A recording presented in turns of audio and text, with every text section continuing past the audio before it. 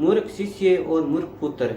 तो शिष्य की बात करते हैं, तब कितने भी गुरु ज्ञानी से ज्ञानी गुरु हो तो वो सिखाने का कुछ प्रयास तो करता है, लेकिन वो गुरु सिखा नहीं पाता है मूर्ख शिष्य को।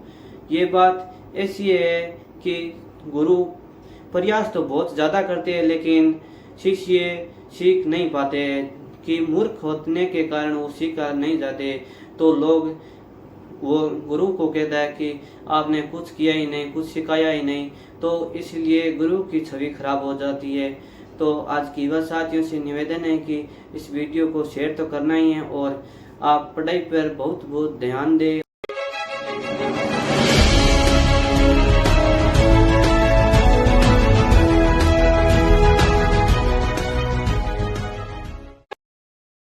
राम राम सा न्यून प्रणाम। जय राजस्थान जय राजस्थानी। मैं आपका प्रेम राजस्थानी, मैं आपका स्वागत एवं अभिनंदन करता हूँ।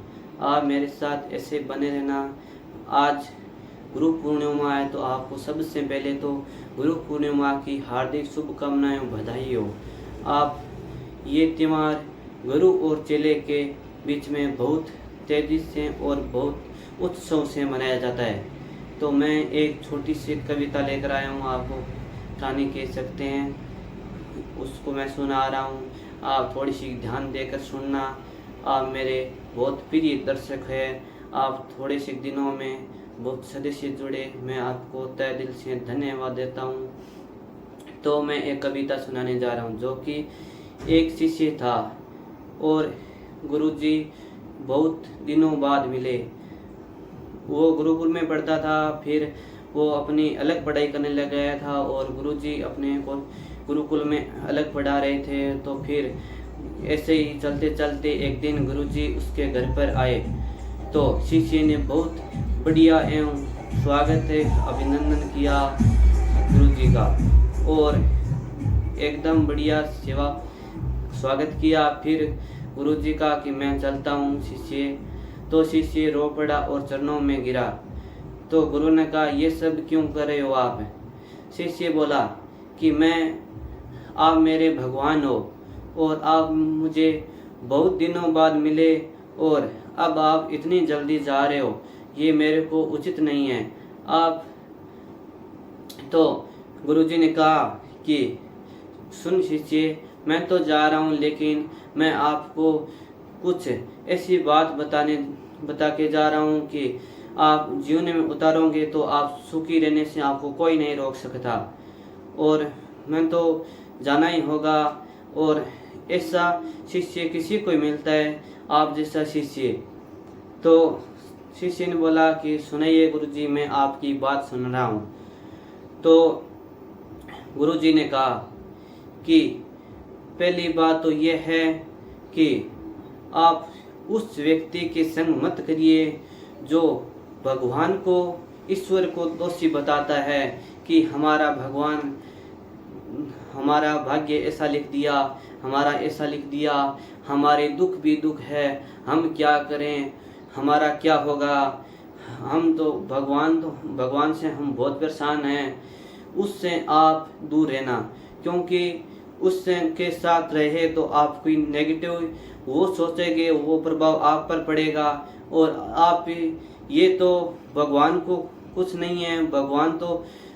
भगवान तो है, लेकिन भगवान ऐसा नहीं है कि किसी का भाग्य माड़ा गलत लिख दे बढ़िया लिख दे, ऐसा कुछ नहीं है। ये ऐसा होता है कि अपने कर्म करने पर फल उसे मिलता है, जो कर्म ही नहीं करता है वो सीधा भाग्य पर निर्भर रहता है। तो गुरुजी ने कहा उसके साथ मत रहना। पहली बात ये हो गई कि फल करना चाहिए, कोशिश करना चाहिए। कोशिश ही नहीं करता, वो कहता है कि मेरे को सीधा भी फल मिल जाए। एक सीधा ही उदाहरण ले लो कि जो पढ़ाई भी नहीं करे और कह दे मेरी सीधी नौकरी मिल जाए, कोई संभव नहीं है। फिर कह दे मेरे तो भाग्य में नहीं लिखा हुआ है, तो ऐसा नहीं है, कोशिश करने पर मिलती है। और अगली बात और गुरुजी ने बताई कि आप किसी दुष्ट व्यक्ति के साथ जो बुरे विचार रखते हैं, ऐसे चोरी और तो उस व्यक्ति के साथ कभी मत रहना। वो आपकी वैसी भावना बन जाएगी और वैसे पर नहीं रहना है और आपने अच्छा विचार रखना है। और मूर्ख व्यक्ति को आप कभी भी मत समझाना, क्योंकि मूर्ख व्यक्ति कोई भी बात हम समझाने की कोशिश करेंगे, वो उसके विपरीत प्रश्न उठाएगा, उसको जो कि उसके आसपास नहीं होगा वो उठाएगा। तो मूर्ख व्यक्ति से बचे। और एक और मैं आपको बता रहा हूँ शिष्य, ये बात अवश्य सुनना कि किसी को बहन बेटी को गलत नज़र से मत देखना, ईमानदारी से रहना और गलत नज़र से मत देखना, ये बहुत बढ़िया है। ये आपने बात मेरी मान ली तो आपको ज़िंदगी में खुशी रहने से कोई नहीं रोक सकता। सभी को अपनी बहन बेटी माँ समान समझना तो बहुत बढ़िया रहेगा। आपको ज़िंदगी में खुशी रहने से कोई नहीं रोक सकता। और ईमानदारी बता दी गुरुजी ने, ये बता दिया, और नशा मुक्त रहने के लिए बता दिया। और कहा कि ये एक और बता रहा हूँ शिष्य, ध्यान देकर सुनो। शिष्य बोला कि बताओ गुरुजी। तो कहा कि मूर्ख शिष्य और मूर्ख गुरु, मूर्ख शिष्य और मूर्ख पुत्र बहुत हानिकारक होते हैं। तो ये शुरू से ही सुधारना चाहिए हमारे को।